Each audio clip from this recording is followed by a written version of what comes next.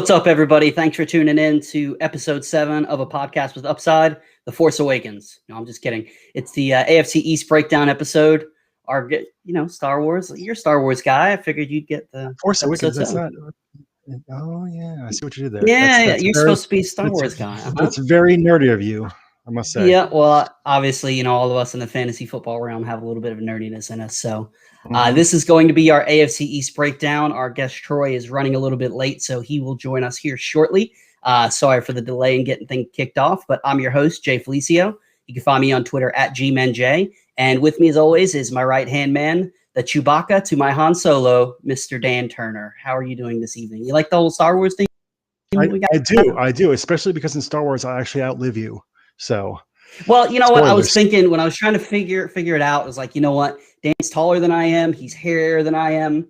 I'm a little more suave than you are. So I figured it just kind of worked out. So I figured, worked out good. So I follow Twitter. Follow Dan on Twitter at EagleDanFF. And with us, our guest of honor is here. You can find him on Twitter at TKingMode. What's up, everybody? Mr. Troy King. What's up, brother? You doing all right? Nothing. I'm doing excellent, man. How you guys doing tonight? Good. Not bad. Why don't you tell everybody where we can find you, Troy? All your stuff. Sure. So you guys can find me at TKingMode on Twitter. I'm also a staff writer for Football Guys, as well as I'm one of the co-hosts of Fantasy Football Confidential. We are on Wednesdays at 9 p.m. Eastern Standard Time. During the off season, we go every other Wednesday, but yeah, we have some amazing content, amazing guests coming out. So definitely check us out. You've had some awesome guests come on here recently. A killer lineup. Thank you, man. Look, we've been trying. I've been annoying people, so I've been annoying people, until they come on. So that's pretty much what I've been doing. Hey, it's working. Whatever you're doing is working. So nothing wrong with that. Well, really excited to have you on with us, Troy. You came on when we were doing the War Room Live on Thursdays a couple months ago, and I tell you what, man, you have blown up, and it's been awesome to see. You've got, and you've been the same person from day one as you are now. So.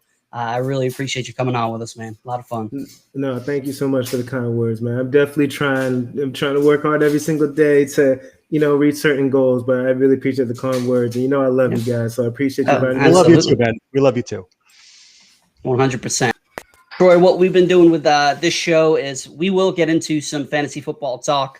We're going to go over the AFC East, your guys, of course, the Dolphins, but we're going to have a little fun before we get kicked off. We got 5 questions for you. You did not see these questions on the show sheet. Just a little bit of an icebreaker, just have a little fun.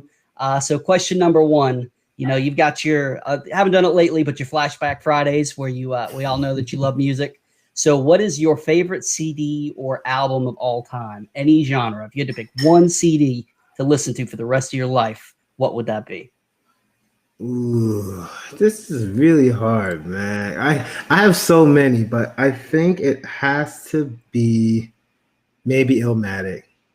I love Illmatic. If I'm putting it on the spot, that's the first one that came to my mind. Okay, all right. Yeah, I thought about giving you some time but I was like, you know what? I think off the top of the head it'd be a little better. So I also like the Chronic too. I like the Chronic. Yeah, absolutely. We got Cal, we've got Laquan, we got Triple Play in here, we got Sam, everybody saying hey. So already talking about the lamp. We haven't even started 5 minutes in and already talking about the lamp. Cal, I think, was like one of the first people to notice the lamp, but the lampshade is straight now. Okay, thanks, Cal. PJ in the comments says all eyes on me, which you can't argue with that as well. That's a good one. That is a good one. Triple Play said that's a good choice. Yeah, I'll give it to you on that one. Anybody who follows you on Twitter knows how big of a Dragon Ball Z fan you are. So if you had to choose a Dragon Ball Z character for Troy King, who would it be? Goku, man. It has to be Goku. Didn't hesitate because didn't hesitate. I feel like he's for me like he. No, I didn't hesitate. I didn't hesitate because for me, like that's the one I gravitated towards the most, man. Like no matter what the scenario is, he always believes that he can overcome it, and that's kind of what I feel like. One of the reasons I named myself TK Mode, right, is because I try to level up and I try to conquer at different situations. That's one of the reasons I came up with the name, because I just try to get to the next level, no matter whether it's physically, no matter what, educationally, whatever the case may be. I always try to level up, and I'd be like, Goku, he's just that dude that I connect with so much. So I like it. I figured that was going to be the case, but you didn't hesitate, so I like it. All right, I got a scenario for you here. The Dolphins win the Super Bowl this year, but the Patriots win every other year that you are alive for the rest of your life. Would you take that? You're guaranteed the Dolphins to win the Super Bowl this year. Never. Absolutely not. Not even for that one? No. I can't, for the rest of my life, watching the Patriots win. Absolutely not. No, I'm cool. Nah, we got an undefeated season. I'll just ride those coattails forever. Nah, I cannot suffer through that. No Pokemon's gonna beat Goku. Get out of here. Maybe Pichu, the GIF that he's using. No, what a disrespectful question. Get out of here. It's Jeff. What do you expect? Exactly. All right. So not necessarily fantasy related, but if you could have any one guest anywhere, athlete, musician, somebody from history, anybody, who would your dream guest be for your podcast?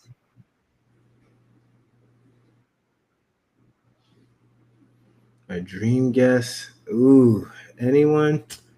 Maybe Michael Jordan or LeBron, either or. I feel like, Michael Jordan's the GOAT to me in terms of the debate. Michael Jordan. Thank you. That's why we get along so well, right? But I believe that people hate on LeBron too much. I'm still a LeBron fan, right? But he's just not the GOAT. He's just an amazing player. So either or can come on my podcast.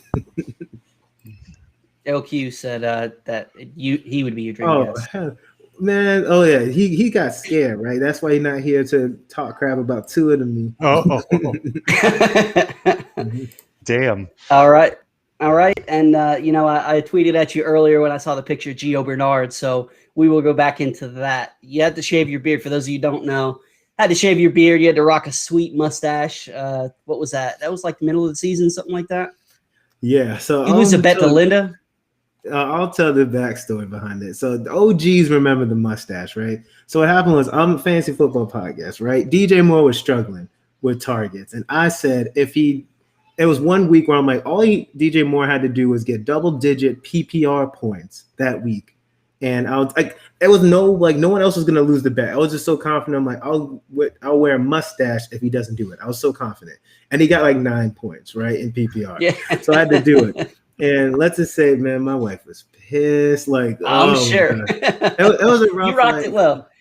It was a rough week and a half. Let's just say. I'll say you were back pretty quick, though. I'll give you that credit. Yeah. I was going to say, and this leads into the question. So it's you were compared to Steve Harvey, Carl Winslow, and Gio Bernard, just for a few of them. Yeah. What was your favorite? If not one of those, what was your favorite comparison when you had your mustache? That's a great question. I think somebody called you. Yeah, I think that out of all the ones, the Mr. Potato Head one was funny. I think like the Mr. Potato Head, like, because that was just like so left field for me. I'm just like, so that was, I was like, dang, man, I'm Mr. Potato Head now. And that's one of the reasons why I talked to my face. I'm like, yo, we gotta grow this beard back. I can't be Mr. Potato Head on the Twitter. And that's when I was a good one. And I was still like newer too, right? So I'm like, oh, great. Like I'm trying to make a name for myself. And everybody thinks I'm Mr. Potato Head. Like that's not like the correlation you want. So that was definitely a good one. I forgot about that one. The one that always stuck out to me was the Carl Winslow and the Gio, because that's the game that Gio started, and that was around that same time. So that just it took off. And I gotta say, Gio's got a pretty fantastic mustache as well. He does have a pretty. He does. I was jealous of that mustache. Yeah, no doubt. Well, before we jump into the fantasy talk, we do have a new sponsor. So we were talking about face. Well, we'll talk about a little bit about shaving somewhere else.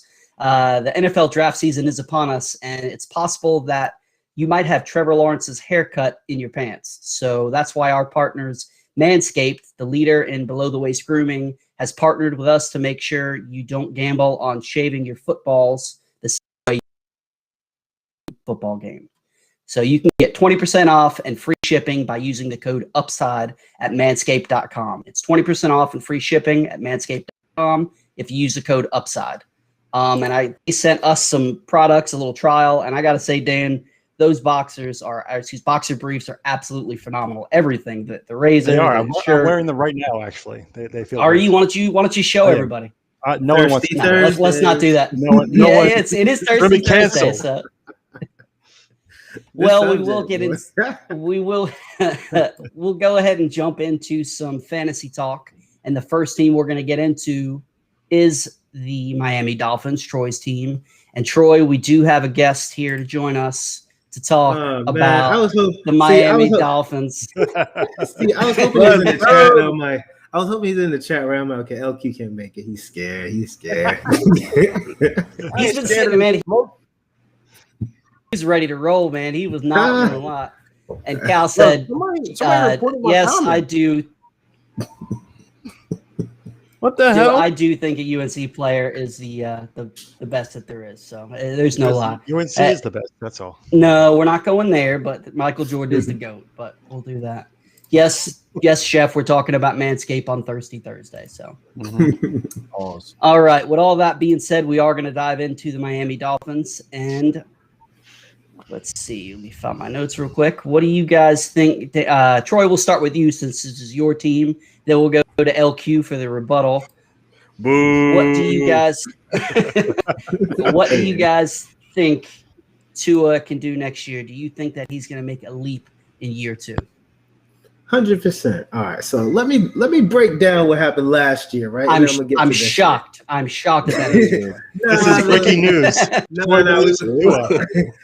listen. Okay, I gotta people hating on this man for look. I'm not saying that he didn't struggle. So I'll start by this. Tua struggled in a lot of areas offensively, right? But guess what? He's a freaking rookie who was coming off of a major injury. Troy's angry. I like it. Who didn't have an offseason to prepare, right?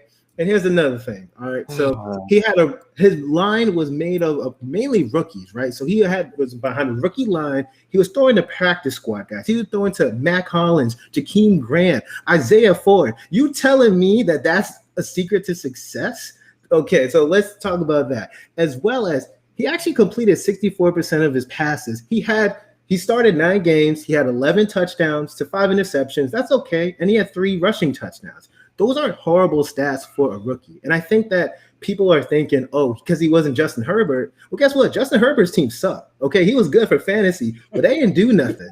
Okay, and also let's talk about Joe Burrow. Before he got hurt, he was the starter for 10 games, right? He had 13 touchdowns, 5 interceptions, and 3 rushing touchdowns. So very similar stats, right? But he had a lot more passing yards because their defense was super trash. But Tua did what he needed to do to help us win games. He's not going to be like a top QB. Like that's never going to be Tua. But he's good enough to run the offense and be productive. That's all we need. We don't need him to be a gunslinger. We just need him to run the offense the way he needs to run the offense. Okay, so I'm going to address that, right? So it was really complicated. So one thing that people are forgetting is that I agree during the timing, Fitz should not have been replaced because he was playing so well. They were 3-3, but people are forgetting that COVID played a part in this because the Dolphins' original bye week wasn't until like week 11, but then it got switched because of scheduling. So then they had to switch their bye week to like week 8. So I believe the goal was always to transition to Tua, but just later in the season.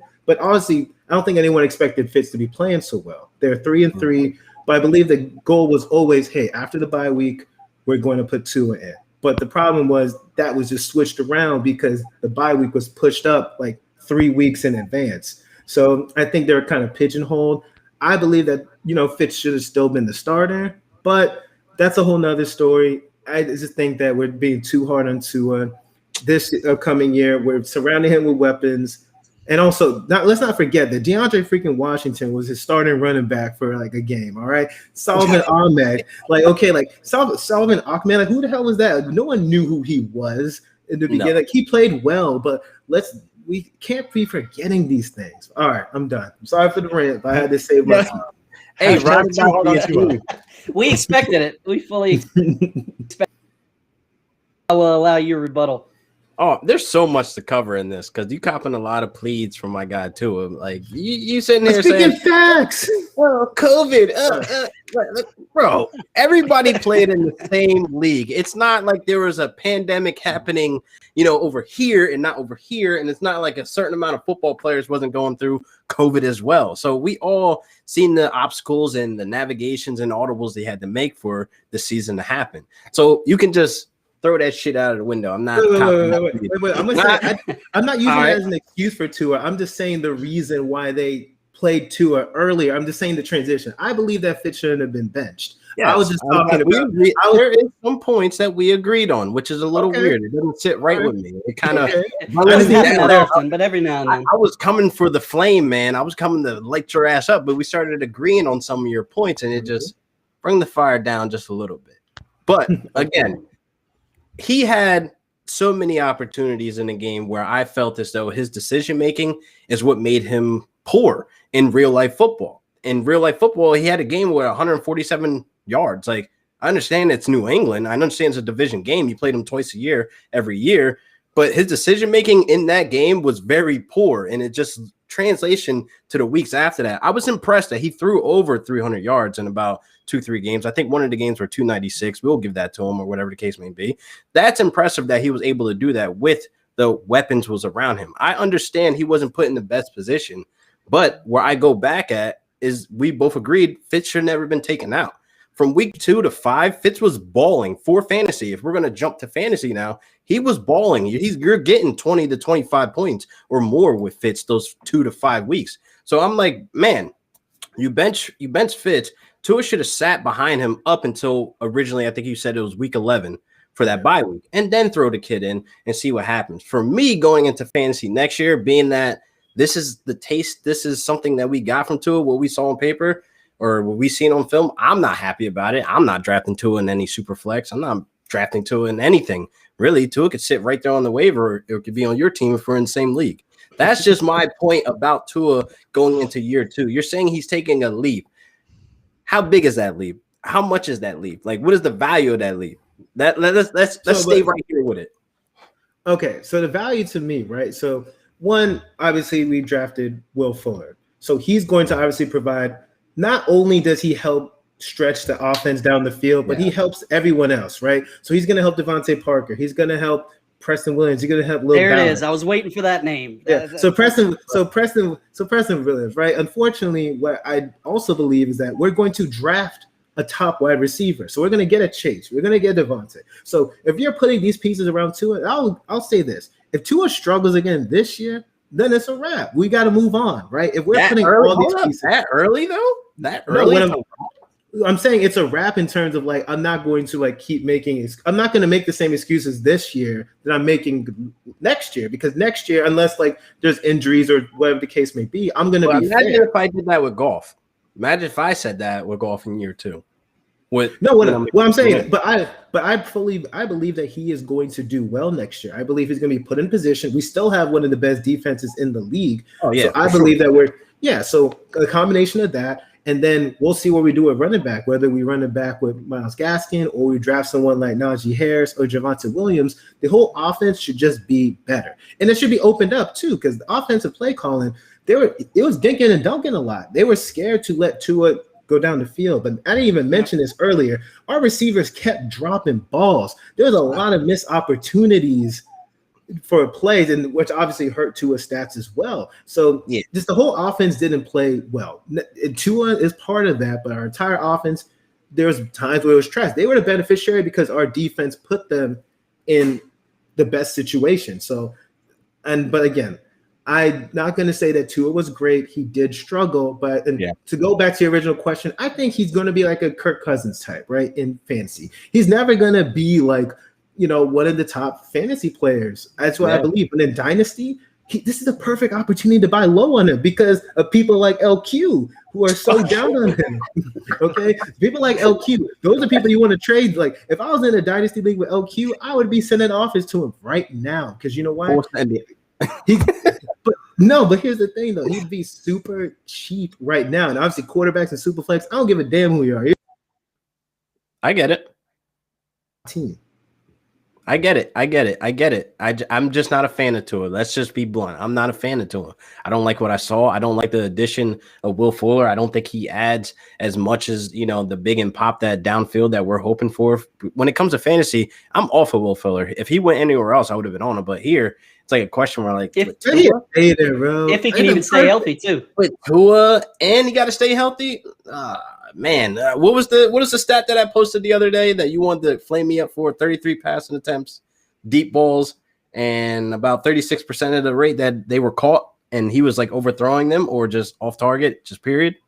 Well, guess what? Now he has a whole offseason to prepare as the starter. He's going to be just fine. So also, even if Will Fuller, right? I don't believe that Will Fuller is going to get like 10 targets a game. I believe it's going to actually be more beneficial to the auxiliary pieces like a Parker or a Preston Williams, because Fuller is going to be stretching the offense down the field. The defense is going to have to account for him, which is going to open up opportunities for Parker. I believe like Parker is probably still going to be like the target leader, him and Gesicki. Yeah. Gesicki is probably one of the biggest beneficiaries of this, because Tua was really, relying on him last year. And I believe he's going to be utilized again at that big, and that's what Tua needs. He just needs a big body target, because he was sort of accurate, but just being the second year, Fuller helps. And again, I'm not one of those people who's thinking, Will Fuller's going to be like a wide receiver 1. I think he might be like a mid-level wide receiver 2. He's going to be boom or bust. That's what's going to happen. Yeah. All he needs is one, long play, and he could, be one of the top fantasy. We ain't going to get those 56 points from him that we got when he cooked up Atlanta. I know that ain't going to happen.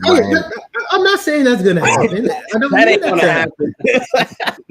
But let me ask you this real quick, though. Now, what if you trade Tua for Watson? How would that make your judgment? Wait, project? With all this stuff going on with Watson, right? I don't know if that's going to happen. But even so, hypothetically. Okay. Hypothetically, look, if we had, let's say, just dismissing everything that's happening, right? If it's a scenario where Watson is still playing in the NFL and he was on my team, I would trade Tua in a heartbeat. Like, I'm not crazy, okay? Like, I would trade Tua. I would trade the number 3 pick, and number 3 pick, and I would trade the 18 pick. I would package that and get Watson, because we're automatically a Super Bowl contender if we had Watson on our team. So I'm not crazy. I just believe in Tua. Oh my God, the Tua hype train is crazy. It's not Tua. It's not. Okay, it's a Tua protection campaign. I'm sorry. Protect Tua. That's what it is. Well, I gotta say, I side with Troy on this. I think they're gonna add some O-line help. I think that they will wind up, if they don't sign. There's still some decent running backs out there. If they don't sign somebody, I think they'll run him back. I kind of agree with both of you. I don't think he's going to be what everybody was hyping him up as. He's going to be the next, Lamar QB1 to come out of nowhere and just blow up. But I think right now he's being undervalued. There are people that are hating on him, and there's a lot of people in the chat that also agree with us. I-80 Sports Bob said that sky's the limits for Tua. It's pretty much his floor. PJ Kennedy's grab to his now. His price is never going to be lower. These are smart people. Yeah. Listen, he's not going to be fantasy relevant for me, man. I'm sorry. I got to stay away. In a super flex, I would like him as. I think he's a perfect QB2 in a super flex, because you want a guy with upside. Okay, I'd take Jalen Hurts in a heartbeat. I'm just saying, I would rather. That would be a guy. That I would rather too. I'm not crazy. We agree that you're not crazy. No, but here's the thing: like Jalen Hurts with that rushing ability, Tua isn't that rusher that Jalen Hurts is. Based off that alone, yes, if Jalen Hurts is the starter, which I believe is going to, I will take Jalen Hurts ahead of Tua. And obviously he's my quarterback, but for fantasy purposes, yeah, I believe that Jalen Hurts is going to be way superior just because of what he does on the ground. I like you, Troy. You're crazy, but I like you. Well, Dan did just draft Tua in a dispersal draft he was in a dynasty league. So, Dan, what's your take on Tua? I agree with Troy. I mean, he's not going to be, Jalen Hurts or anyone, but he's a solid number 2 quarterback, which is what I drafted him for. In Superflex, he's going to have, a solid O-line. They're going to add pieces. They have all those draft picks. So if they use him, he can be serviceable as a QB2 in a Superflex, and I'd be definitely okay with that. He definitely has some upside. So to think that he's just going to, get his trash after like 1 year as a rookie is short-sighted. Well, he was a rookie. Yeah, I honestly thought they were going to redshirt him. I didn't think he was going to play a single game. thing with COVID, didn't have a normal training camp.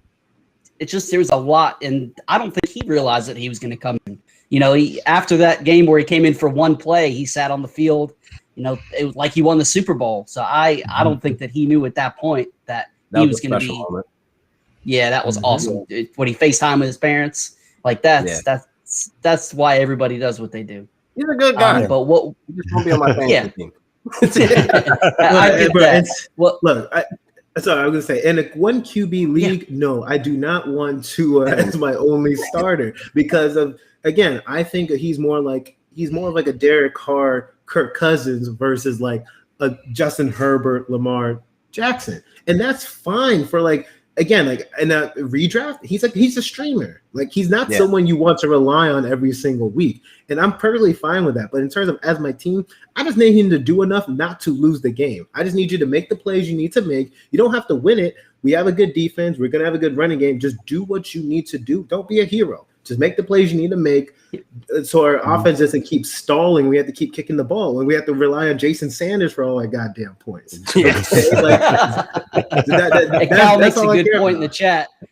Cal makes a good point in the chat. He said, I'm old enough to remember when everybody hated on Josh Allen after his rookie year. Because of his throwing mechanics. Now, Tua has a weird, wonky-ass throwing motion if you haven't seen in that workout video. What the hell was that? And he's a lefty, so it's like it always looks weird too. So it looks ugly. Speaking of the workout video, Dave said too, it looks like he's been a part of the hashtag FFFit Twitter going on. So Troy's a leader of that movement. It's picked up some steam, man. It seems like absolutely. It's like you posted it 2-3 days ago, and there was at least 20 people that did it today. So that's awesome. I have to shout out to John Hellcamp's the one that thought of the hashtag, right? Because y'all seen me post my videos all the time, right? Yeah. And then shout out to JR, because me and JR were like talking back and forth just about motivating each other. So we both kept posting pics, and then Ray GQ got into it, and then so us three were just going back and forth posting pics, and then John Hellcamp like just thought of the hashtag, like, okay, cool. And then everybody like, oh, FFF Club, like, all right, let's go. And then like this, and then it's sidetracking, but it's just like just to help motivate people just to get active, eat healthier. Like, it's beyond fantasy, right? It's just about like all of us just doing what we need to do to take care of ourselves, mental health, physical health. So, because again, none of this stuff matters if we're not good inside and all that. So, okay, but now we get back to fantasy. No, I love it, man. I'm all about it. Absolutely. 100%. Well, we talked about a little Will Fuller already, so we'll hop over that question, but we'll go to Gaskin. He's currently got an ADP of running back 24. He finished as running back 11 with all of running backs that played at least 3 games. Do you have any interest in Miles fantasy purple? And Dan, we'll start with you, and then we'll go around the other way. Yeah. I think that, if he can keep that job, then, he's definitely worth a spot on the roster. He was running back 11. So people, is he the most athletic, like greatest running back ever? Of course he's not. But, he produces when they give him chances to. So if he keeps the job, then there's no reason not to keep him. Oh, well, I'm up next. I'm taking Gaskins, man. I love what I saw from the little flashes that we saw. Like he said, RB11. If he is safe after draft day and he is the guy, I'm not really too worried about a Malcolm Brown. Malcolm Brown has his role to be the backup bruiser to actually, get some red zone touches, etc. But Gaskins has some pass catching ability as well. So I'm going to take that all day. So he's probably falling, like his ADP is going to change. But if he's safe after, draft day, his ADP is going to definitely rise up. So I want to buy now while I can. Honestly, yeah. If Gaskin, here's the thing. I don't believe that Gaskin is going to stay the starter. I believe they're going to add somebody like, Najee Harris or Javonte Williams type in the draft. That's what I believe. But however, if Gaskin is the man, then he is a freaking steal right now. You should be sending out thirds for him just in case, right? If you have a late third, if you could get Gaskin for a late third, you might as well, like, what that late third going to do for a potential starter. And the fact that last year he came out of nowhere. Obviously, we thought it was going to be the Jordan Howard, Matt Breida show, and Gaskin killed it. The only thing that he struggled with was goal line work because he's like just under 200, right? So he's not a big body guy. So that's why I believe that. And they brought Malcolm Brown in maybe for that role because he's like 220, like he's a bigger back. So maybe that's what it is. But if we get if they draft someone I still believe he's going to have a role, right? So even if they draft one of the rookies, he's still going to be involved, especially in the passing game, because he was just that proficient in it last year. But again, I don't think he's going to be the starter like he was last year in terms of just having that same workload. But if he is, you better start buying low on him now, because he'll be a solid. His floor to me would be a high-end RB2. That's the way I believe, if he has the job to himself. Yeah, I think he's a sell right now. I do think I agree, Troy. I think Miami is going to add a back in either the draft or still some free agency. That being said, if he's the guy, I would take him in that ADP all day. But like you said, LQ, I definitely think that ADP will continue to rise. But the only thing that concerns me about him is, like you said, Salvin Ahmed came in. He performed fine. So I feel like he's, just more of a product of the system, that he's solid, but he's not going to be able to elevate his game to make that leap into the running back one territory. He's going to be, if you're counting on him as your RB2, by all means, that's a solid, as a backup, flex play, that type of thing. But if you can get him on the cheap, I would definitely. Right now, for me, I would chance and go ahead and get rid of him, because everybody that held on to AJ Dillon really hurting right now that they didn't take the chance to sell high on him. So the second that they draft a Najee Harris or Williams, or hey, I'm just because I sold him. I got rid of him the day before. Let's talk about this subject. Go LQ. Okay. Let's talk about AJ Dillon. You go ahead. I'll let you start, because I'm such a good friend. I'll let you Dolphins right now, man. Come on. Z2 makes a good point too. Before we get to this, that they got no draft capital in them, so that's just one more thing to just right.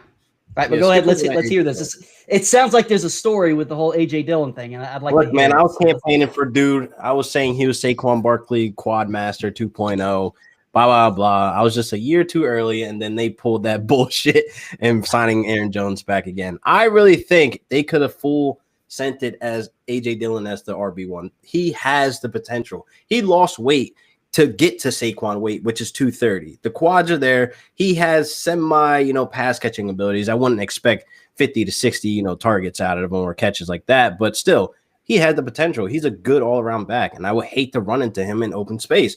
But obviously, they have that vision, but they signed Aaron Jones back.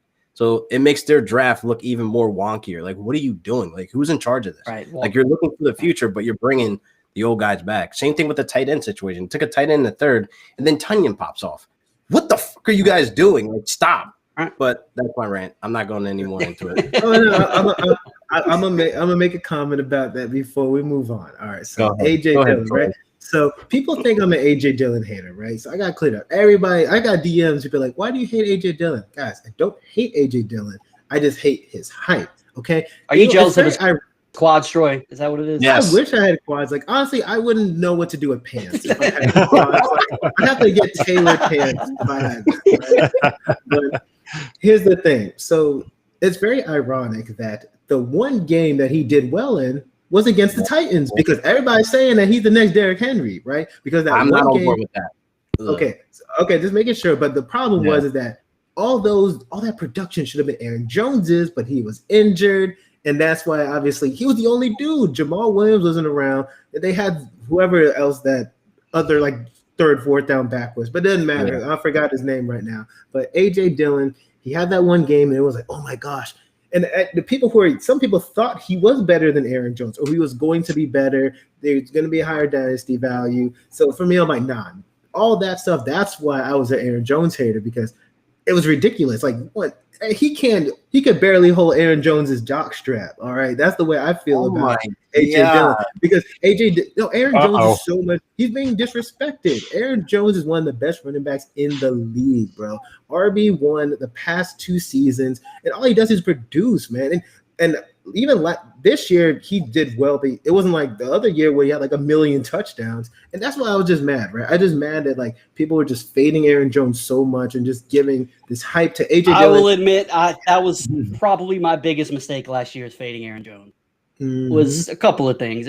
Just like my shirt says, right process, wrong results. It was the touchdowns. It was them using the draft capital on AJ Dillon. It was, he was splitting time with Jamal Williams the year before. So I was just thinking it was going to be a headache. it was never about his talent. I've always thought he was a talented back, but it's just I was worried about the everything with AJ Dillon. But that's exactly. I swear the fantasy GMs are a heck of a lot better than half of NFL GMs, as Dan late with the mess that they got going on in Philadelphia. So, well, LQ, I'm going to let you get out of here. Thank you for hopping on with us to talk some junk about Miami. 2 weeks, LQ is going to be on with us talking about the NFC West. So I got a feeling there might be some payback coming on with that. So thank you, LQ. Appreciate you hopping on with us, man. And we'll see you in 2 weeks. See you, man. Peace. Well, we will go ahead and move on to the Buffalo Bills. Troy, I hate to do this to you, but we do have another special guest. Another one? There he is. He's been waiting for a long time. Our buddy Jeff Bell, for whom J Bell tolls on Twitter. We can't have an AFC episode without talking about the division champions, and sure to be back as division champions again next year. And I'm thrilled to be here, and I'm happy to rain on Troy's parade a little bit. Let's talk about the best team in the division real quick. Can you give me access so I could kick him off the stream? Is that possible? Can't do that. Can't do that. Before we get into the talk, we do have a question in the chat. Z2 wants to know, would you buy AJ Dillon for a third right now? Troy, we'll start with you. Yeah, I definitely would do that. If it's like a mid to late third, you might as well. Yeah, it's a third. Right. 301, 302, maybe not, because one of those, I would debate it just because you never know who's going to slide, but more likely than not, because it's going to be how long of a contract did he sign? It's going to be at least 2-3 years before I think it's backloaded. I think like in 3 years. Yeah. And I think it's really backloaded on the third and fourth years. So they said that basically they're going to run Aaron Jones into the ground next 2 years. So it's a long play. I think it's worth it for the third as well. I'd even go up to maybe a mid-second, depending on your running back need. Obviously, Dillon is super young, and he's the number 2 in that backfield. And I don't know that anybody in the rookie draft right now going in the mid-second has any guaranteed running back workload. So if you're desperate, I'd get a little bit more aggressive there. All right. Well, moving on to the Buffalo Bills. Troy, we'll start with you. Old man Emmanuel Sanders. I think he's like 86 years old now, something like that. Something like that, yeah. Do you, the hype train's been surrounding Gabe Davis, and people are poo-pooing that a little bit now that Emmanuel Sanders is signed. Do you think that Emmanuel Sanders has any sort of impact fantasy-wise on Gabe Davis this year? We'll start with you, Troy, and then we'll go around. I say that it'd be irresponsible to say that he doesn't have at least somewhat of an impact, but that's not going to stop the Gabe Davis hype train, right? So Gabe Davis, he's like the biggest receiver on the Buffalo Bills. Not just that, but he showed a little bit last year, right? He didn't have many opportunities. He more got his opportunities when John Brown was hurt, but he showed that he's that he's talented, and I just believe that he just brings a different element. Obviously, you got Stephon Diggs, but to me, you have Cole Beasley in the slot, but you just need that other guy. I don't believe that Emmanuel Sanders is going to be that other guy. I believe that Gabe Davis still has a shot to be one of the starters in the offense and be consistent, and just him being tied to Josh Allen goes down the field. I'm just very optimistic. He's going to be just fine. Jeff? Yeah, I think he's going to be the starting X. I think he's going to be playing in that John Brown role, stretching the field, and I don't think that's something that Sanders does. I look at the Sanders signing as a depth signing, as a guy that can run kind of those routes that Beasley runs. He got hurt at the end of last year, and it really hurt the offense. Play him inside if you need him there, or potentially fill Diggs' position, have a veteran in that spot. I think the money, the $5 million, that's not a lot after what we've seen kind of some of these contracts come in. And he's a vet. He's a great locker room presence. The Bills have built their division champion team around being great, just having the right vibe. We see it with Josh Allen. We see it with Stephon Diggs dancing on the field together. So in that regard, I think he fits the culture. I think it was a culture fit, and I think it's a depth signing. But I think wheels up on Gabe Davis. He's going to blow up. UCF Knights. UCF, that's right. UCF former MAC UCF, way back in the day, way back in my day, Dante Culpepper was rolling to the MAC for a year. Wow. You got to hit you with the and the Dolphin. Oh my yeah, God, he was wasn't very terrible. good as a Dolphin. He was though. terrible. He We was should have signed the guy with a shoulder injury that offseason. We should have had Drew Brees. He had a bad shoulder, gosh. so you don't want to sign him. And you Brees, had right. Nick Saban sitting there. You could have Drew Brees and Nick Saban Drew for Brees 15 years. To be fair, You might have dodged a Saban bullet with didn't Nick do anything, Saban, to be though. honest. He left. You us. probably dodged a bullet with Nick Saban, but yeah, I Drew think he Brees would have been all would've right. I think maybe the best coach outside of Belichick, or maybe even better than Belichick, would have done quite okay on long term with quarterback. If it makes you feel any better, Drew Brees didn't do much after going to New Orleans anyway, right? Right? He didn't, right? No, Can we because kick he didn't Dan off the stream now? Actually, yes, we will kick Dan off the stream. That's fine. Bye, Dan. I'm done. Bye. Oh, I'm back. Oh my gosh. Dan, thoughts on Gabe Davis? Oh, I am all aboard the Gabe Davis train. I love him. I don't think that I don't think Emmanuel Sanders is going to take his job or anything. I'm not worried one bit. 0% worry over here. Gabe Davis is going to be fine. Yep, I think you guys hit the nail on the head. I think, Jeff, you said it perfectly. I think it was a locker room move. I think it was a depth move. Man, some of those touchdown catches that Gabe Davis had at the end of the season, the one that he had in the back of the end zone, man, that thing was just absolutely beautiful. If use this as an opportunity, if somebody does think that Emmanuel Sanders is going to hurt Gabe Davis, go try to buy him in Dynasty. See if you can get him for cheaper than his parts. You're not going to be able to. Mm-hmm. And the Bills made a. Go ahead, Jeff. I was going to say Davis was huge in that playoff game too, so he's clearly a part of the offense. Yep, and Dave in the chat said some of the sideline catches he made, and Troy, he's given you a compliment. He said that you continue to impress him. So Dave's a great guy. Appreciate you tuning in. The Bills made a huge signing today. Some running back named Matt Breida. Watch out now. Though the question before that was if the Bills draft a running back, are Singletary and Moss worthless? So now, is there anybody in this backfield for fantasy purposes that you would touch? Dan, we'll start with you and go around. No, and there wasn't before they signed Matt Breida, so I wouldn't have touched them anyway.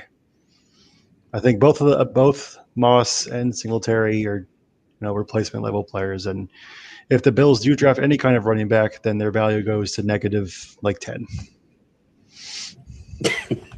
Well, Jeff, we'll go to you with this, and also, do you think this hinders their chances of drafting a running back? It's not the. I think they already have really good running back.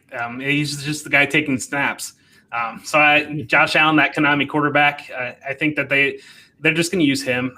They're going to rotate the backs in. I think we saw with the Texans, we've seen a handful of teams around the league, and they're almost replicating that Rams model from last year, where they just roll with 3 different guys, and it drives you crazy for fantasy. So in the sense that you're playing deeper dynasty and you might need a bye week fill-in, you can take a shot on one of these guys and something pops. But in the sense that I'm making any plans around it, would be no. So it's funny. Outside of Breida, right? It's what dynasty. We're all obsessed with age, right? Yeah. These are 2 young running backs, and it's like the only scenario where we don't give a damn, right? Like we don't. It's crazy. Like most situations, a young running back, people will be all over this. But for the Bills situation, it's like, no, we don't want any of them.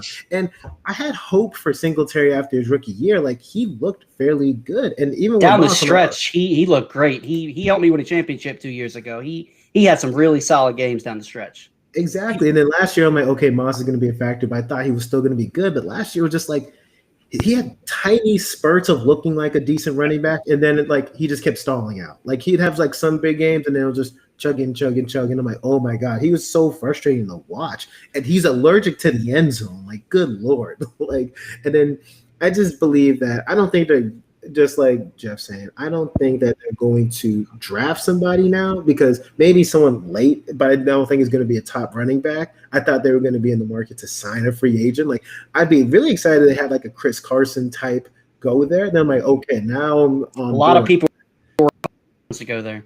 Yeah, but now I'm not touching any of them again. Like they're going super cheap. Just like if you need a bye week fill in, like Jeff said, cool, but you're not excited about them at all. Mm-hmm. Yeah, I mean, if you can get one of those guys, there's just no burst from Singletary. He can make some things happen in short space, but he just gets run down, and so he doesn't break long touchdowns, and so for fantasy value, it's a killer.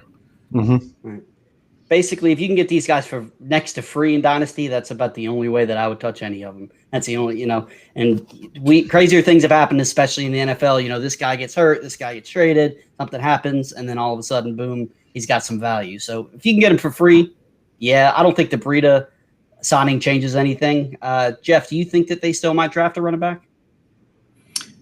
I don't expect them to draft a running back. I think they're going to try to build the defensive line. We saw they weren't really able to get great pressure on Mahomes in that last playoff game. I wouldn't be surprised if they took a tight end. If they were to take any fantasy relevant position, that seems like the one that stands out to me. But I'm not expecting an early running back that's going to affect things.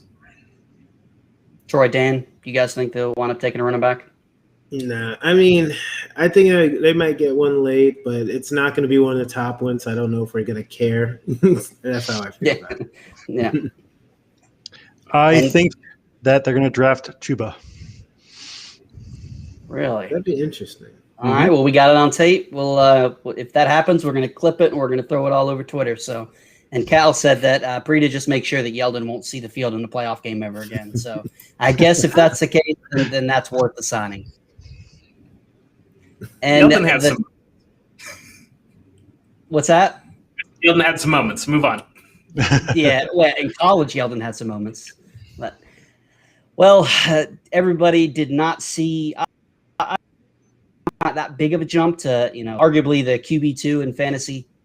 Josh Allen made a huge jump into the elite level. Do you guys think that he's going to be able to maintain that level of play? Troy, we will start with you. Yes. I just don't see how he's going to be slowing down anytime soon.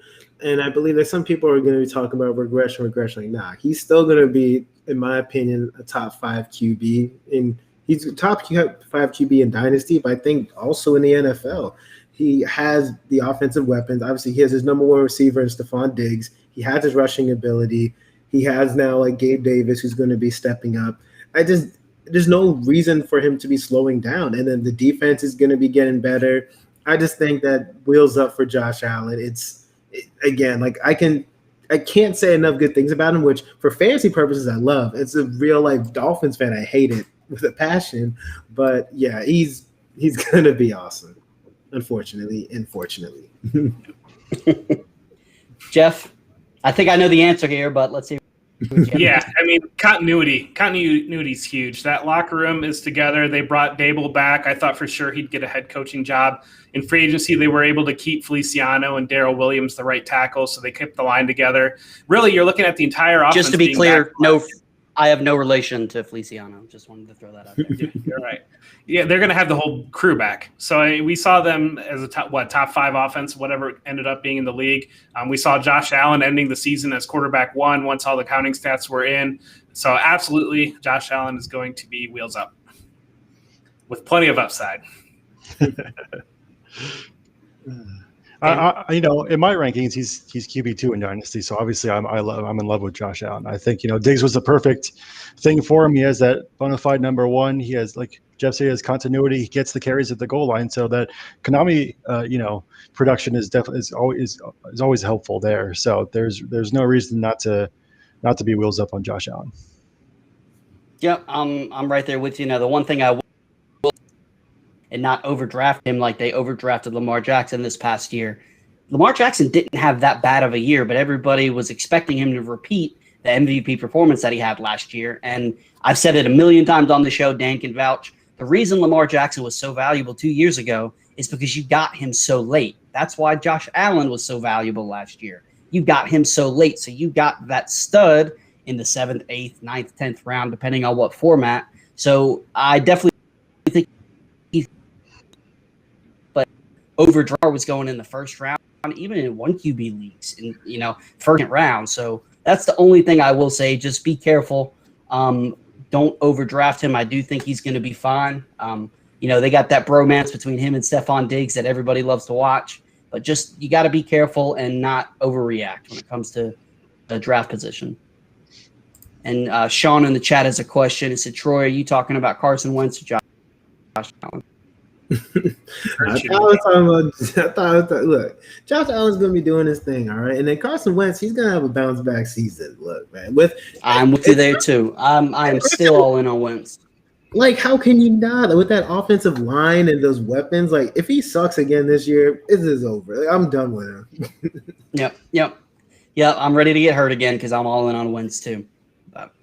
Well, that's going to do it for the Bills. Jeff, we appreciate you waiting and then hopping in, talk a little Bills with us. And you are going to be on with us for our draft special, April 30th. We're going to be from 7 p.m. Jeff's going to hop in for a little bit with us on there. So you want to tell everybody where they can find you? You can find me on Twitter at For Whom J Bell Tolls. You can find me with Fantasy Pros and, of course, with Going for Two. If you see a GIF of Pichu spanking himself, chances are that's Jeff sent that out. So that is Jeff's fault. 100%. I love that. I always associate that with it gets me every time. Every single time. It's hilarious. Because I can see that smile right there as soon as he posted it. I just know it. Yep. We'll talk to you, Jeff. Thanks for hopping on, man. Thank you. Thanks, Jeff. Thank you, Jeff.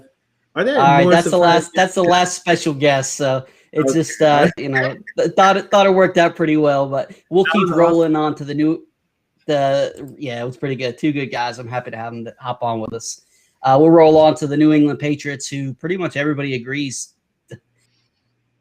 Pretty surprising moves. They definitely overpaid for Aguilar, in my opinion. And both of the top free agent tight ends with Jonnu Smith and Hunter Henry.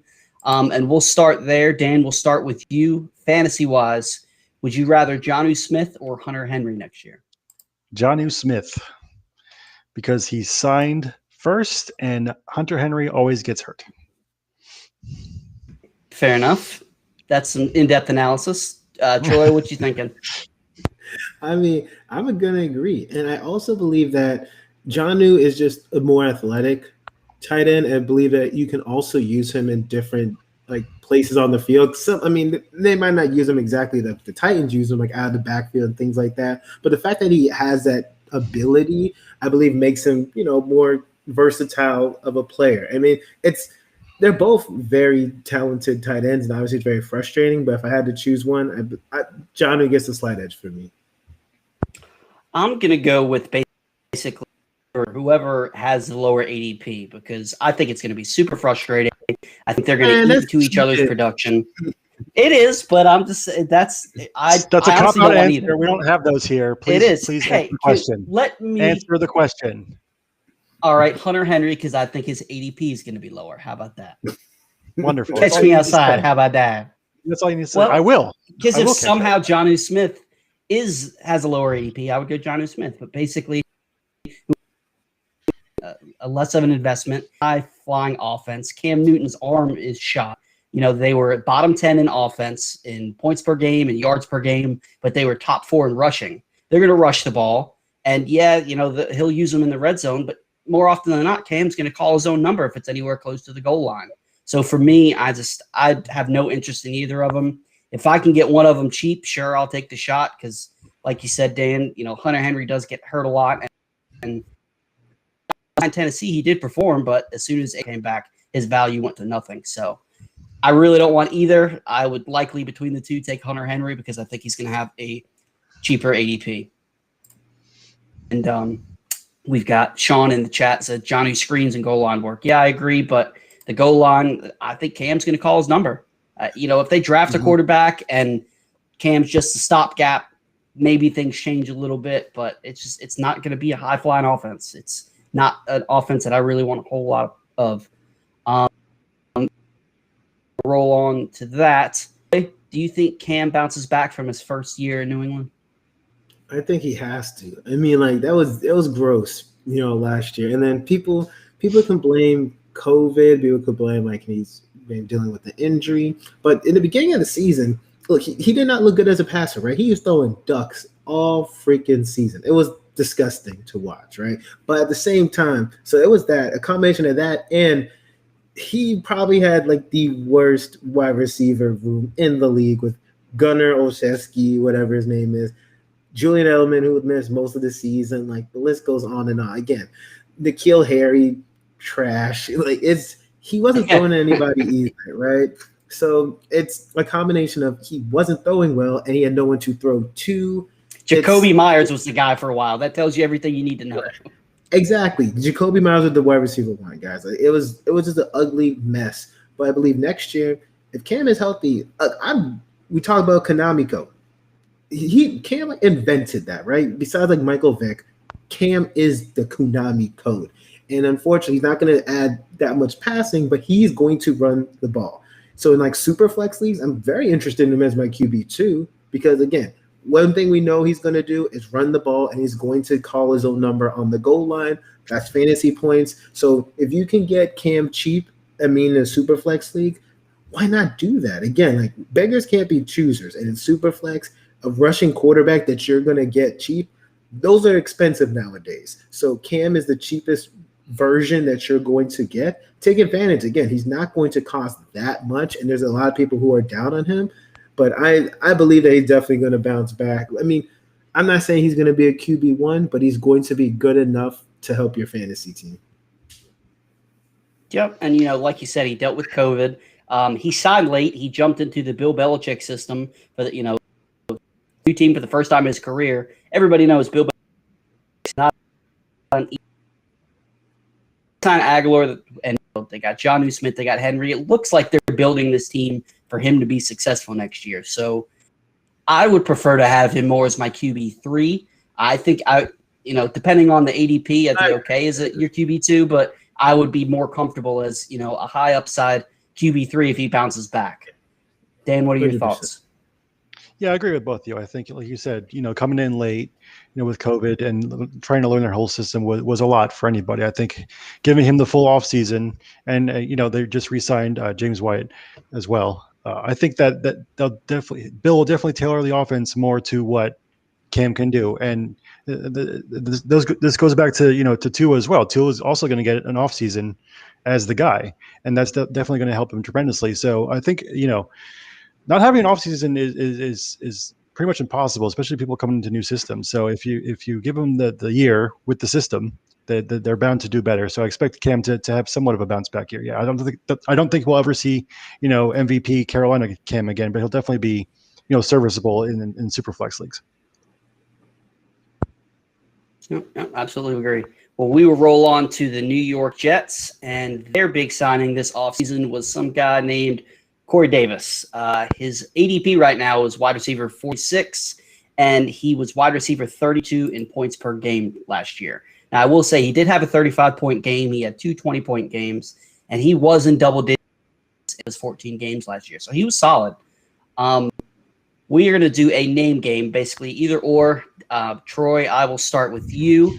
Next year, would you rather have – and these are guys who are their ADPs are above his currently. Would you rather have Corey Davis or Cole Beasley? If we talking redraft, that's what we're talking about. Just redraft. Redraft, Next year, If you redraft next year on your team, who would you rather have? Oh God, this is hard. Give me Corey Davis. Dan? Corey Davis. Yeah, I'm gonna go Davis in that scenario as well. Corey Davis or Michael Gallup? Gallup.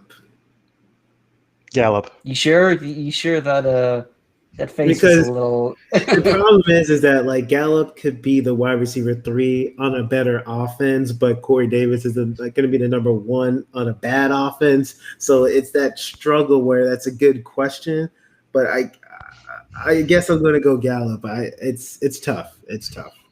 That was a hard one. And a late arrival to the show, our guy Marty said he was on his PC. What's up, Marty? Thanks for tuning in. We see that we rank lower than Madden on your channel, so I appreciate that, Marty. I love you. With you guys, I'm going to go Davis. I think that I just don't trust Michael Gallup, and I think Davis has what you're going to use him for. He's going to be a wide receiver 3, a flex play. I would rather have more likely the consistency out of Davis than, Gallup will have some blow-up games, but being the third, and that's behind Zeke, behind Lamb, behind Cooper. I just don't trust it. We will roll on to Corey Davis or Marquise Brown. Troy?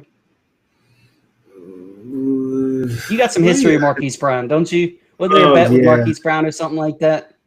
I just kept. He was my guy. Like I just had so much faith in him. But you know what? I'm gonna go Davis because I'm gonna go Davis in this one. Yeah, I agree. I'm going to go Davis too. I think he's just going to have so many more targets as the number one there, and I just trust, he can do more with that and Marquise.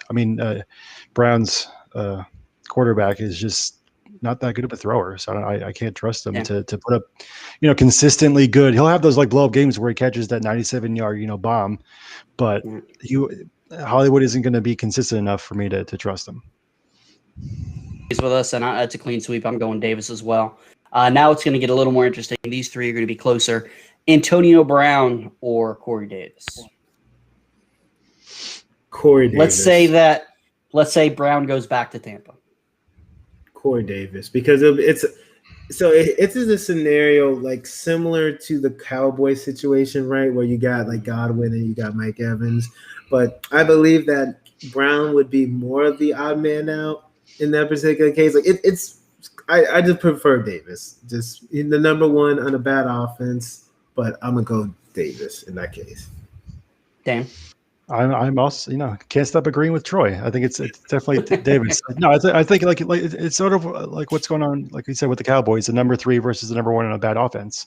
And I just think that, the Tampa has a really good offense, but I think that the Godwin and Evans are so good, they're going to gobble up a majority of the work there. And Davis is going to outperform Brown. Yeah, I agree with you guys on that, although Sean in the chat said he would rather have Antonio Brown. We got 2 more we'll do. Corey Davis or Jamison Crowder? Oh, well, he's going to get cut by that's how I feel. Yeah, I think he's going to get cut, but I think he'll wind up somewhere. But if he's in a similar situation like he was last year. If he has Adam Gase as his coach, then I'll go Crowder just because Adam Gase loves slot receivers. But other than that, I'm going to go Corey Davis. Yeah, Corey Davis. Yeah, clean sweep again. And all these guys are being drafted ahead of Corey Davis right now. Crazy. How's Crowder being drafted ahead of Corey Davis? According to Fantasy Football Calculator, all these guys. I know. I put them in order, so that's 1, 2, 3, 4, 5 spots ahead of them. I get the other ones that you named. Like, good. Oh no, sorry. I was gonna say that I get like some of the other wide receivers like making an argument to draft him ahead of Corey Davis, but that Crowder one, I think that's just disrespectful. It is. How you draft Crowder over him? Yeah. Honestly. And this is the one that I had to add because you guys know how much I love this player. Oh boy. Corey Davis or Laviska Shenault? I'm gonna go Laviska, but there's because one, he's gonna have a better quarterback. I don't care who they get. Lawrence is gonna be better. And we don't know if Laviska is going to be the 1 or the 2. I think that he could possibly be the 2 with some upside. That's the way I see what I think Laviska is going to be. But I'd rather have his upside and versatility than Corey Davis. So I'll go. Dan? Sorry, Jay. You're going to say Davis just to piss me off. I know you. No, I honestly think that Davis is going to this year for redraft. I think that Davis is going to do better than Laviska because Shark is still there. Shark is for now the number 1, and we all know how awesome Trevor Lawrence is going to be no matter what Jeff says. But he's still going to be a rookie, so we don't know exactly how good, and it's going to be a new system, and we don't know exactly what kind of system Urban Meyer is going to run. So it's just skill-wise, Laviska is better, I think, but there's just a lot of question marks there that's around him. So I would go with Davis. I think it's no surprise. I think the offense is going to be a lot, and I think it's going to be a 1A, 1B, 1C situation. I think all 3 of the wide receivers are going to be solid. I don't think they're going to be in the wide receiver 1 conversation. I think they'll all be in the mid to low wide receiver 2, and whoever's week it is to blow up, that's what's going to happen.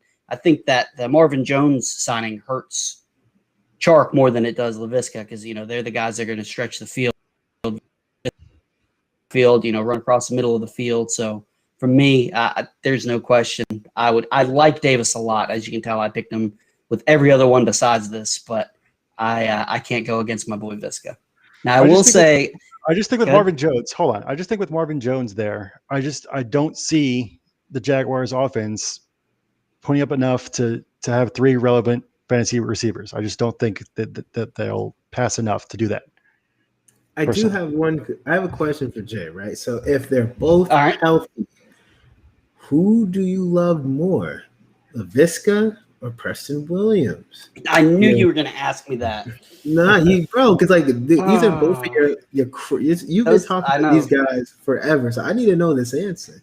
I mean, this is easy. This is an easy call because Preston Williams is trash. No, Preston Williams is not trash. He is. Watch your mouth. He is. I did. It's trash. See, trash. Dan, I don't agree with. Have to go with LaVisca between the two. Thank you. I knew you were going to say Preston Williams. I love you, Troy. You know I love Preston Williams, but I can't. Who's the header in my Jay loves Twitter Visca bio more than right his now? own children. Of course, he's going to say Visca. Don't tell them that, but that is true. Maybe. Hopefully, my wife's not watching. Okay. Which, who am I kidding? She's definitely not watching. She doesn't care anything about fantasy football. My wife's the same. On. Care less. We're gonna skip over the other stuff. I will say we'll just do it really quick. Just drop. Troy, who is your favorite free agent signing for fantasy this year? It could be any division. So far, what's happened? Who would be your favorite? And just drop a name and maybe something real quick, and then we'll get to opening up the Top Shot pack, which I have no idea what I'm doing. So we'll see how that goes. I'd say my favorite free agent signing, it might have been Curtis Samuel to Washington. Or you know what? Sorry. It's kind of 2-part. Ryan Fitzpatrick to Washington. Okay. Which is like kind of in like my number 2 option is Curtis Samuel, who's a beneficiary because Ryan Fitzpatrick is the quarterback. 2 and 1. I'll allow it. We said 1, but we'll go with 2. It makes sense. They're connected. So Dan, who's yours? And I can't wait to hear you say this. Just before that, can we just put up Cal's comment real quick? No. I saw. We love Cal. I refuse. Cal's comment deserves to be heard. All right. Thank you. We are a show of the. Thank you. I said Preston Cal is not. Cal is a genius. Cal's a genius, and I respect Cal so much more than you right now. Harmon also, unfortunately, so I had him on my show, and he keeps saying that he doesn't believe in Preston Williams either, which, again, the things are stacked up against him, right? We just got Will Fuller. We might draft someone. So come on, Preston, do something. Stay healthy, please. Okay. When he goes off this year, Troy. Oh, hell yeah. Because I think we're the only ones left that are. No, there's a couple guys. guys. Shane Barrett. And when he doesn't, you'll have a UNC picture as your Twitter. I'm not making any bets. I'm not that confident in Preston. I love him, but I am not making any bets. All right. So my answer for free agent signing is easily Kenny Golladay, because the Giants, threw about $1 billion too much to him. They expect him to be the number 1 guy, and they have nothing else receiving talent wise because Sterling Shepard is a bum and Evan Ingram is toast because he can't catch. So, Kenny Golladay is going to have about 250 to 350 targets, it seems like. Maybe like 900 yards or something like that. Maybe more. Yeah, maybe. So I think for PPR, they're going to feed him and they give him all that money to be the number 1 guy. So if Daniel Jones becomes like even like bad, not just mediocre but bad as opposed to terrible, then Kenny will do good this year. Okay, I'm good. That was funny. See, you said you were waiting for me to say it, so I gave it to you.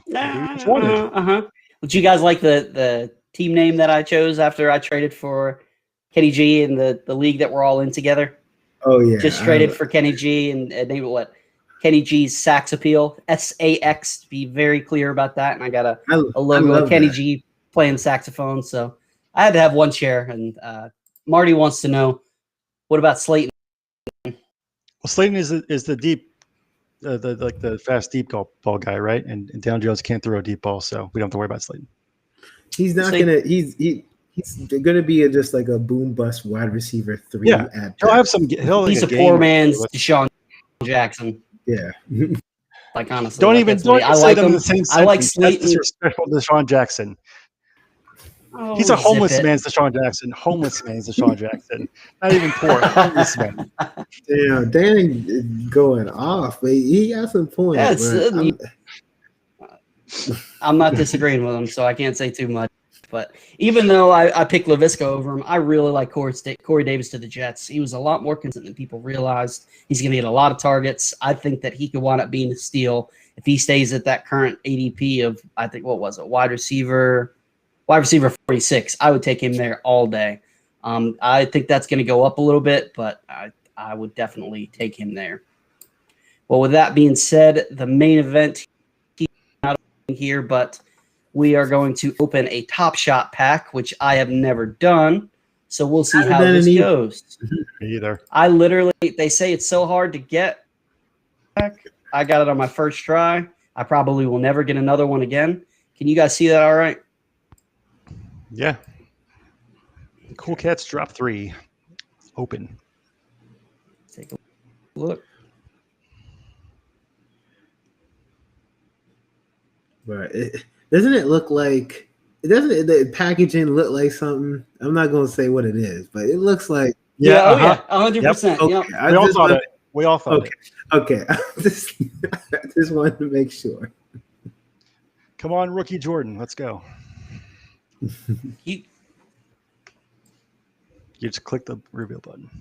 Yes, it's click to reveal. What happened? Is that Jay? blowing up your guys' ears? No, nothing. No. What are you talking about? We just lost the screen. Okay, I can't hear a thing. It was too big of a moment. It's like, oh, I can't do Blew it. him up. Blew up Okay, his, that's not blowing. It's just me. No. Nah, we don't hear anything. Yeah, we heard I nothing. figured out. Oh, my goodness. That's hitting your guys' ears. My goodness. Nah, we did not. headphones turned all the way up. So, okay. And it just, I could not hear a thing. I think my All right, ears are let's see bleeding it. right now. But Common 232, Larry Nance Jr. Larry Nance Dunk. Jr. All right. A bum. I don't think this is like I'm not a Top Shot guy, but I don't think Larry Nance Jr. is supposed to make a super cool one. Yeah, no, I Right, yeah. That's I know enough not- about basketball. right. Yeah, right. The basketball knowledge is enough. We don't need a. Oh, DeAndre DeAndre. Jordan dunk. That's not too bad. That's a better one. Yeah, that's a better Bob one. City back in Yeah, that might be. You know, that's probably a decent one. All right, now all right. last but not least, Need some good luck here. Michael Let's see. Jordan. Probably The shot. Yeah. The shot. We need the It's- shot. it'll probably be nothing, but let's see. 3-pointer. Oh, Porzingis. from 3. I'll take All right. that. That one looks Okay, not too All right, that's shabby. not bad. Not bad. I'll take it. And that's Yeah. that one's out of And for your first one? 1500, so that's the best one.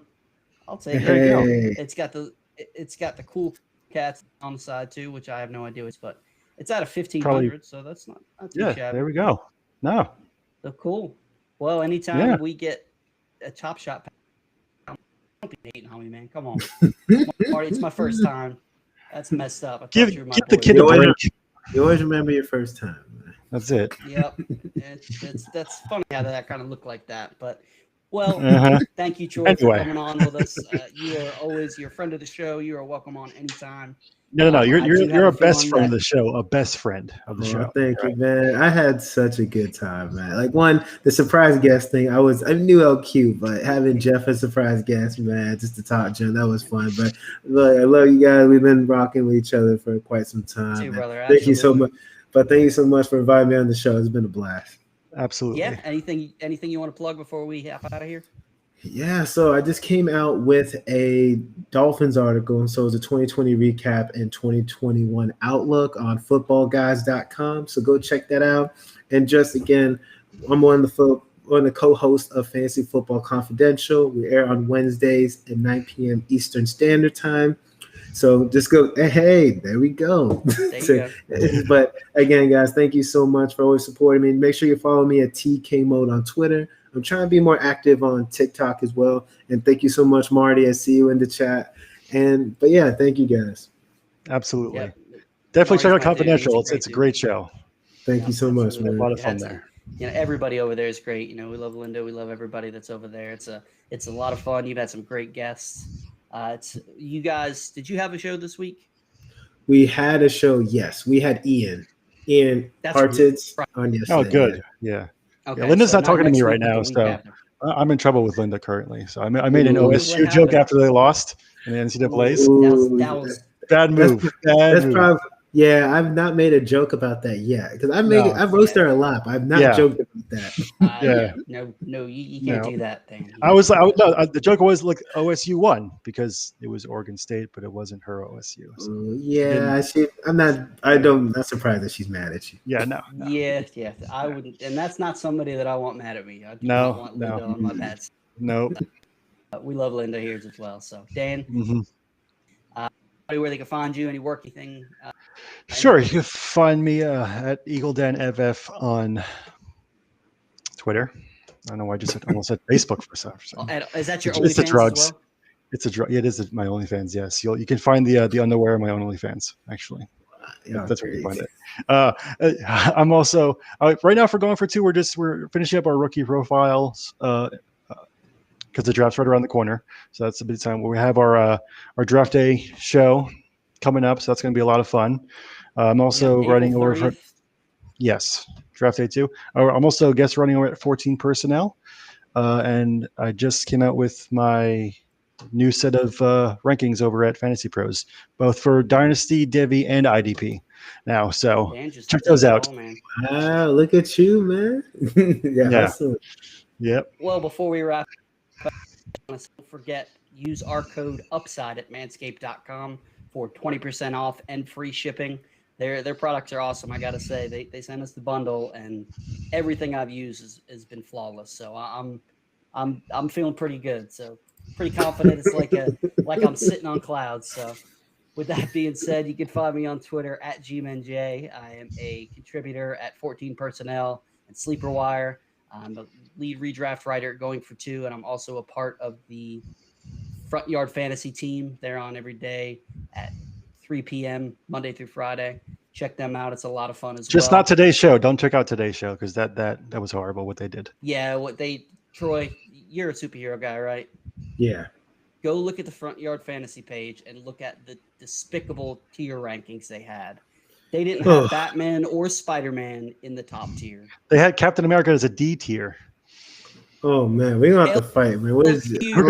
Wolverine in the top S tier. Wow. Had to fight get Wolverine in the S tier. Yo. Yeah, so go hate on that. Okay, that ruined my night, so thank Thanks for coming on. Your night's ruined. Yeah, and just real quick too, I wanted to say there's been a lot of negativity going on in the fantasy football community, and I just gotta say, just everybody, just get along. It's all about, we're supposed to be having fun. Don't go, it's not that serious. We're playing a game about a game.